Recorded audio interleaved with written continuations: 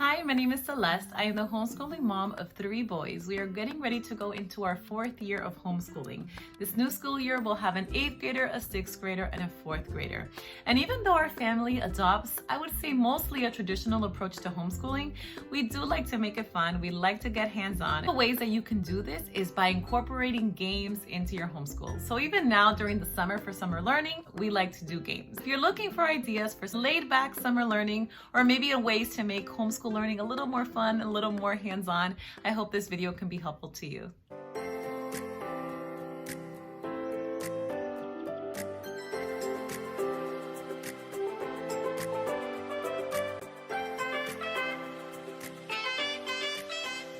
This video is not sponsored. I'm just going to share the games that we enjoy. Some of these games are a little older. They've been gifted to us or thrifted or just passed down, but I'm going to try to find as many links as I can. I know some of these have been updated. Some may not be available, but I'll do my best to provide links below. There's so many great learning games out there. I'm only going to be sharing a few, but I know there are so many more. So please, if you'd like to share in the comments below your favorite learning game is, I'd love to know what works for your family and what games have been great for your homeschool. The way that I'm going to share it is I'm going to share it kind of by area of learning or by subject. I would say that most of these games are great for the elementary grades mostly, but again, you may be able to use it with younger children or even older students. First games that I wanted to share kind of have to do in the area of vocabulary or literacy or letters and learning. And one of the first games that I wanted to share that we really have enjoyed is Apples to Apples Junior.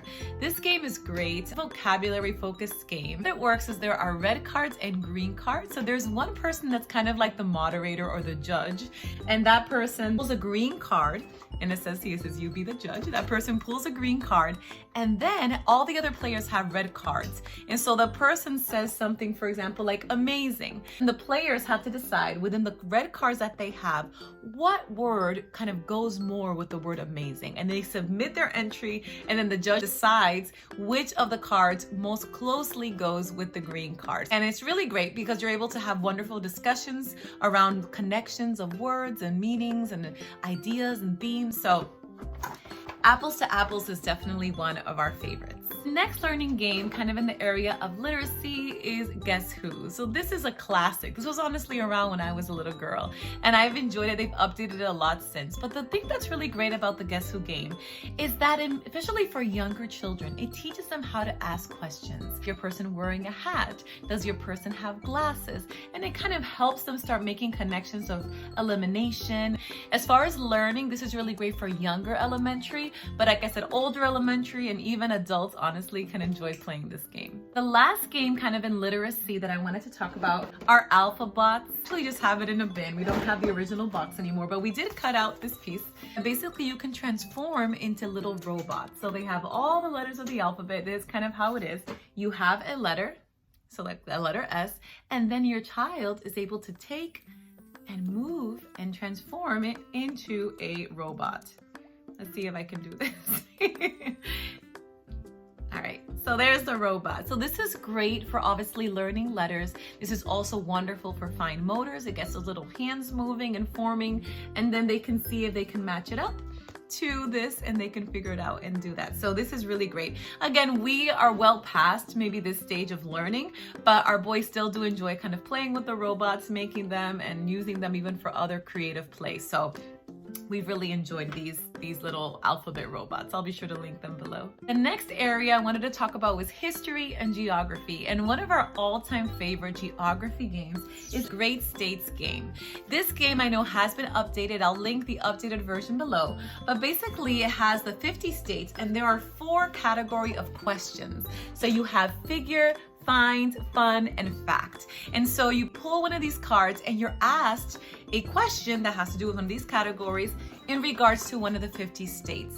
Some of the questions have to do with memory, so previous knowledge that your child would have, but some of it also requires them using the map that's on the board to answer the question. So this is excellent for geography, and we really have a lot of fun playing this one. Something else that we really like to incorporate into learning to make it a little more fun is the use of puzzles. We love puzzles, all types, but especially big jumbo floor puzzles. So there's a couple that we have here from Melissa and Doug. This one is amazing. Honestly, this this puzzle, I tried to look it up to link it, and I actually found that it is extremely expensive. So I honestly don't think I would have purchased this at that price. I'll link it below in case you're interested. We actually got this puzzle for free.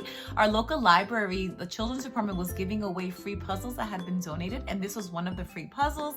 So it was excellent. I know it's been updated. This one only goes up to Barack Obama. I know that the most recent puzzle, they keep updating it, so it does include also Donald Trump, the one that we got again for free from our local library, which was really great. But this puzzle has been wonderful for this new school year that we're going to be focusing on U.S. history and civics, as I shared in our curriculum choices. This will be really great for learning for this new year. We also like to use big floor puzzles for the world map, for the U.S. states.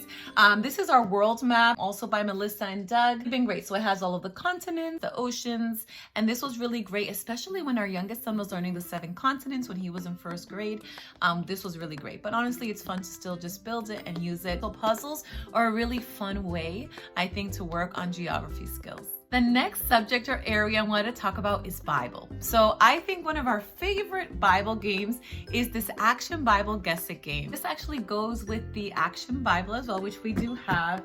This Action Bible is a study Bible as well. It has a lot of great study notes. So for your child, if they're looking for a first kind of study Bible, for your older students that want to go a little deeper into the Word, I know this is kind of like a side note, but the Action Bible is really great. It also has some graphics as well that go along with the Word. But again, that's just a little quick side note. But the Action Bible Guess It game is wonderful. So they have these cards in 3 different categories. One is things, the other is person, and the last is place. In the back of each card, the way that it works is there are 20 clues. So for example, for person, you have the 20 questions in the back.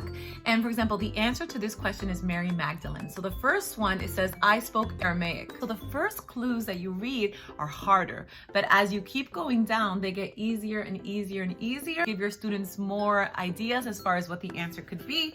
So this is really a fun game. Again, it's simple because it's just cards, but we really enjoyed the use of this Guess It game. Second game that I wanted to share, I almost didn't share just because I don't think it is available anymore. This is kind of like an old vintage game, but it's the NIV Bible game. It is definitely vintage.